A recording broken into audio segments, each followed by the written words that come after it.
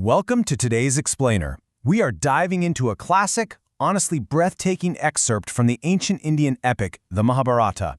This is a story that starts out in a quiet, idyllic little forest and then, incredibly quickly, escalates into a high-stakes, cosmic battle of wills. We're going to look at a narrative that completely blends human curiosity, spiritual physics, and celestial politics. It's an absolute masterclass in storytelling, and we are going to break the whole thing down. Okay, so let's jump right in by looking at the core paradox of our explainer today. Picture this. How on earth does a famously celibate sage end up with a daughter? I mean, that is the exact, completely baffling question King Dushmanta asks when he wanders into a seemingly empty hermitage, and it kicks off the mystery at the very heart of our story. Imagine the absolute confusion here. You're expecting to meet this monk whose entire life is dedicated to avoiding worldly attachments, and instead, you're presented with a biological impossibility. Let's see how this actually unfolds. Section 1. The Empty Hermitage. Alright, so King Dushmanta walks into this hermitage completely alone. He's purposefully left his reduced retinue, his guards, his ministers, at the entrance because he really wants to show respect. He expects to find the great, revered Rishi Kanwa, a man famous for his incredibly rigid vows. But instead, when he steps into the compound, it's just empty. He calls out loudly, "What ho, who is here?" And his voice just echoes through the quiet trees. It's this very cinematic, silent setup. He's entirely alone. Or, well, so he thinks. Because in response to his shout, a maiden steps out. And the text describes her as beautiful as Shri herself, Shri being the goddess of wealth and beauty. Yet she's dressed in the rough, humble garments of an ascetic's daughter. She offers him traditional hospitality, fetching a seat, water to wash his feet, the customary offerings.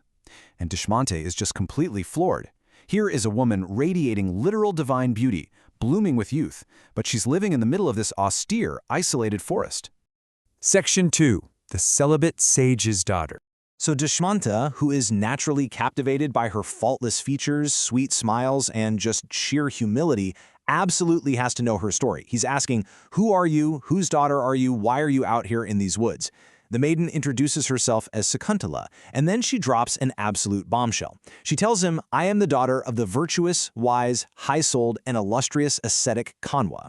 And right there, Dushmanta's brain just sort of stops working. He is utterly confused, and it's for a very specific, technical reason. That crucial point comes down to ascetic penance. In the logic of this universe, Kanwa is famously known as a man whose seed has been drawn up. His passions are completely, 100% conquered. As Dushmanta notes, even Dharma, the literal god of cosmic order, might slip up now and then, but an ascetic of Kanwa's rigid vows, they never fall. So a man with this level of ironclad discipline simply cannot have a biological child without breaking everything he has ever worked for. It's a fundamental contradiction. Recognizing his totally valid disbelief, Sakuntala realizes, okay, she has to explain her true origins. Section 3. A Threat to the Gods. She tells him actually, the quiet, nurturing Kanwa who raised her, not her biological dad, her actual father is Viswamitra. And Viswamitra is a completely different kind of ascetic. This guy is a man of blazing energy, whose penances and austerities are so incredibly aggressive and intense that they literally terrify the gods. His spiritual power was essentially reaching a critical, explosive mass. And this brilliantly illustrates the exact nature of the problem here. Up in heaven, Indra, the chief of the Celestials, is panicking. Why? Because in this mythology, spiritual energy directly equates to cosmic power. Indra's deep existential fear is that Viswamitra might use his immense banked-up penances to literally hurl Indra down from his high celestial seat. Try to frame Indra here not just as an immortal god, but as this highly anxious executive looking down from his corner office, trembling with fear that a rising mortal competitor is about to orchestrate a hostile takeover of the universe. Desperate to maintain his position of power, Indra decides to launch a preemptive strike. He summons Menaka, who is the very first and most magnificent of the celestial Apsaras, essentially a divine nymph, and he basically orders her to carry out a spiritual assassination. He tells her, win him away from his penances by tempting him. He is literally weaponizing her beauty, her youth, and her charm to frustrate Viswamitra's continued austerities. If Viswamitra breaks his vows out of lust, he loses all that accumulated power, and bam, Indra's throne is saved. Section 4. Viswamitra's terrifying resume. Now, Menaka doesn't just willingly say, "Sure, boss," to this. She is absolutely terrified, and for very good reason. She literally lists out to Indra exactly why this man is practically invincible. Think about this resume. He altered his own caste from a Kshatriya warrior to a Brahmana through sheer willpower alone. He forced gods to do his bidding. In a fit of anger, he created a literal second world and numerous stars. He can cause earthquakes just by stamping his foot, he can rip Mount Meru out of the ground and throw it, and he can circle the earth in a blink. And this is the entity Indra wants a single woman to go and seduce. And hey, if his magical abilities weren't intimidating enough, his physical presence is just horrifying. His mouth is like a blazing fire. His eyes are like the sun and the moon. His tongue is compared to Yama, the god of death.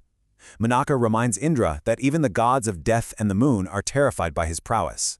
So, she asks a very practical question: how on earth is a woman supposed to even touch a man who is essentially a blazing fire of controlled passion without being instantly incinerated by his wrath? Section 5. The Divine Seduction Plan.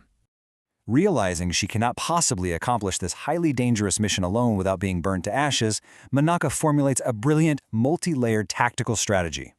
First, she's going to approach the retreat and begin to play and dance before him.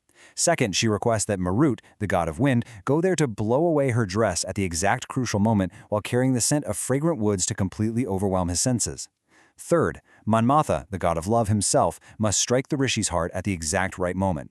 She isn't just using her own charm here, folks. She's coordinating a targeted strike utilizing the combined divine forces of nature, scent, and literal love to create a completely inescapable trap. So as Menaka approaches the blazing fire of Viswamitra's retreat, protected by the very gods who fear him, we are left to ponder a massive question. Will the combined forces of nature, love, and unmatched divine beauty really be enough to break the iron will of a mortal who can literally move mountains and create stars? Who's going to win this ultimate cosmic clash between extreme discipline and ultimate temptation? And how exactly does the fallout of this celestial sting operation result in the beautiful, humble maiden standing before King Dushmanta in an empty hermitage? It's such a great reminder that sometimes the greatest battles aren't fought with swords, but with focus, temptation, and the fragile human heart. What do you think happens when unstoppable spiritual power meets an immovable divine trap? Keep that in mind as you reflect on this incredible narrative.